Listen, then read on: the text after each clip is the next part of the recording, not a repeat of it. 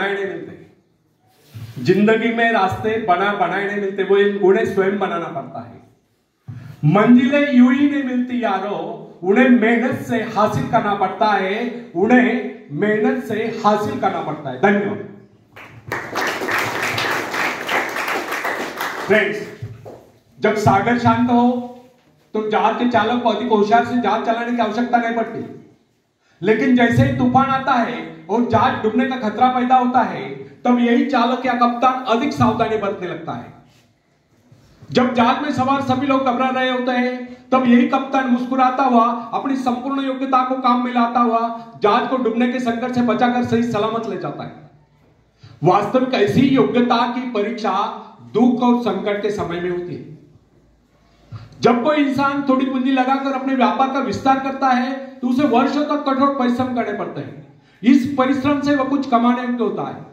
यह परिश्रम ही उसके विजय का प्रतीक होते हैं।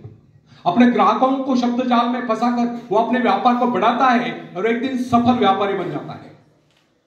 बाद में छोटे मोटे कारोबारी संकट उसका कुछ नहीं बिगाड़ पाते। जो लोग इससे पहले उसे कंपनी वाला समझकर उसका मजाक उड़ाया करते थे, आज वही लोग उसकी सफलता की प्रशंसा करते नजर आते हैं। इसे कहते हैं अपने हाथों अपने भाग्य का निर्माण, आत्मशक्ति का चमत्कार।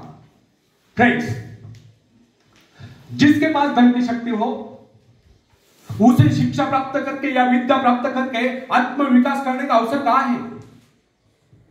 वह तो धन की शक्ति पर निर्भर होकर यही सोचता रहता, मैं चाहूं तो विद्वानों को खरीद सकता हूं। लेकिन फ्रेंड्स, जो विद्या प्राप्त करना सबसे जरूरी समझता है, वह रात रात भर अध्ययन करता रहता है, क्योंकि उसे पता है कि उसका कोई सहारा नहीं है। सहारा बनेगा तो वह उसका अपना स्वयं का ज्ञान। जिस आदमी को पता हो जाता है कि उसे बाहरी सहायता मिलना बंद हो गया है, वह या तो अपने पांव पर खड़ा हो जाएगा, गिर जाएगा। वास्तविक उस समय उसे बहुत ही कठोर परिश्रम की आवश्यकता महसूस होगी।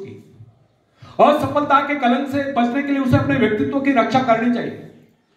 ऐसे लोग अपने आत्मविश्वास की शक्ति के बल पर दिन रात कड़ी मेहनत करते हैं और सफल हो जाते हैं।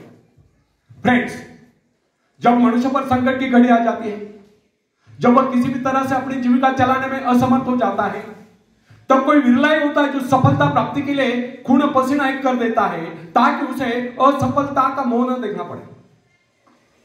संकट काल में ही तो मनुष्य की बुद्धि का पता चलता है।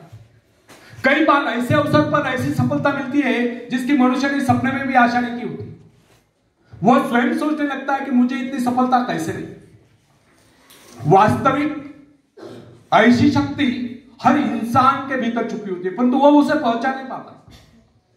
जैसे वह संकटों से घिर जाता है, वैसे यह शक्ति बाहर निकलकर उसकी सहायता करने आ जाती है। जो काम इससे पहले वह असंभव समझ रहा था, वही काम पूरे होने लगते हैं। इसका कारण यह है, जब मनुष्य का जीवन चारों ओर खतरों से घिर जाता है, तब उसे बाहर निकलने के लिए वह हाथ पैर मारना शुरू कर देता है और इस संघर्ष से उसकी बुद्धि तेज हो जाती है। उसमें एक प्राकृतिक नैसर्गिक शक्ति आ जाती है। फ्रेंड्स, अपनी जरूरतों की पूर्ति के लिए संघर्ष करना हम सभी का कर्तव्य है। संघर्ष से तो हमें सफलता मिलती है। जिनमें संघर्ष करने की इच्छा ही न हो, वह तो असभ्य जंगली कहलाएगा। आवश्यकता तथा आवश्यक पदार्थों की दुर्लभता ही सदा से मानव जाति के विकास का कारण रही है।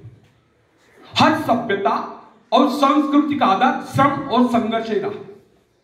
जो अपना लक्ष्य पाने में खो गए वही कुछ नहीं सका। कई वैज्ञानिक अपनी साधना में लीन होकर अपने लक्ष्य को पाने के संघर्ष में जूझते रहे। उनके परिवारजन अभावग्रस्त होकर भूखे मरते रहे, परंतु उन्होंने अपने उद्देश्य को प्राप्त करके चैन की सांस ली। जब उन्हें सफलताएं प्राप्त हुई तो लोगों को उनके आविष्कार बहुत बड़े आश्चर्य से प्रतीत हुए। फ्रेंड्स, आवश्यकता ही आविष्कार की जर्नी, शोध की जर्नी है।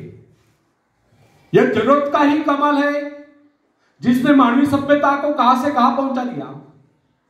अश्व युग से संगणक युग तक जरूरत ही लक्ष्य का निर्धारण करती। इसे पाने के लिए वैज्ञानिक तथा शोधकर्ता जी जान से जुट जाते हैं। मनुष्य की गुप्त शक्ति का पता उस समय चलता है जब कोई जरूरत आकर उसके सामने खड़ी होती है। उसकी पूर्ति के लिए वो संघर्ष करता है। मनुष्य की गुप्त शक्ति आपातकाल में प्रकट होती है। इसका सीधा अर्थ यह हुआ, यदि मनुष्य को किसी वस्तु की आवश्यकता न हो तो उसके आंतरिक शक्ति का अंत हो जाएगा। बाहरी सहायता लेने से भी इस आंतरिक शक्ति को बाहर निकलने का अवसर नहीं मिलता। जो काम इस शक्ति द्वारा लिया जाने वाला था वही काम हम दूसरों की सहायता लेकर झटपट कर डालते हैं और पंगु तथा शक्तिहीन बने रहते हैं।